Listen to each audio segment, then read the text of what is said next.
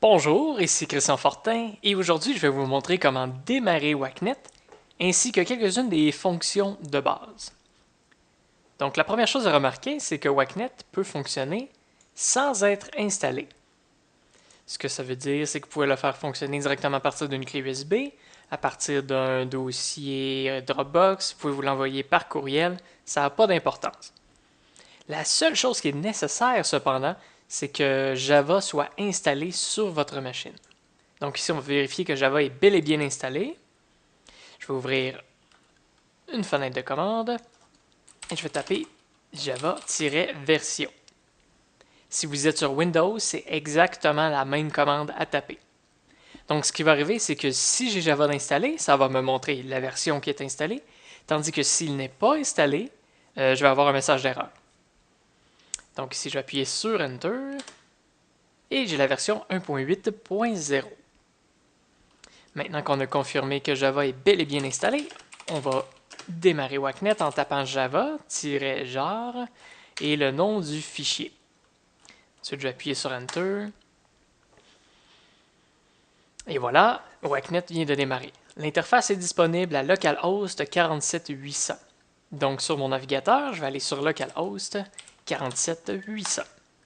Et me voici maintenant sur l'interface web de WACnet. Maintenant, je vais vous montrer quelques-unes des fonctions de base, notamment l'Explorer.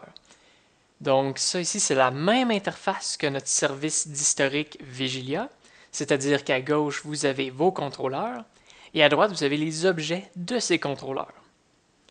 Dans le haut ici, vous avez une barre de recherche qui vous permet de filtrer par nom.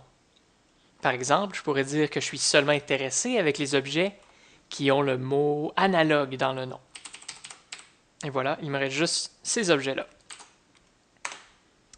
Ce que vous pouvez voir ici, c'est le nom des objets, les descriptions, les valeurs, si elles sont disponibles, les unités, ainsi que deux petits boutons ici.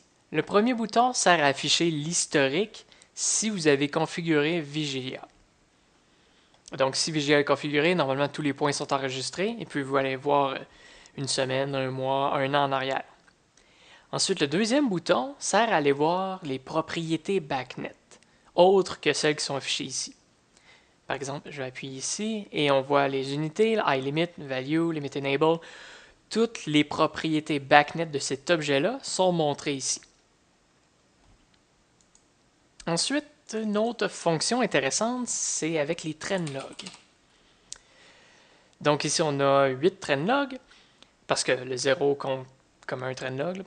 Donc, ce qui peut arriver, c'est qu'on veuille analyser les données des trendlogs en dehors du réseau, finalement. Si vous voulez l'envoyer par courriel ou bien l'envoyer dans un autre logiciel puis l'étudier à votre guise. Donc, ce qu'on vous permet de faire ici, c'est de le télécharger en .csv pour pouvoir l'ouvrir ensuite dans un tableur.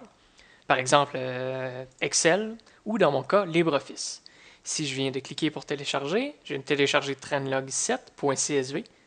Je vais l'ouvrir. Et maintenant, j'ai mon trendlog à l'intérieur de mon tableur. Donc, c'est normalement les fonctions de base que vous devriez utiliser les plus souvent.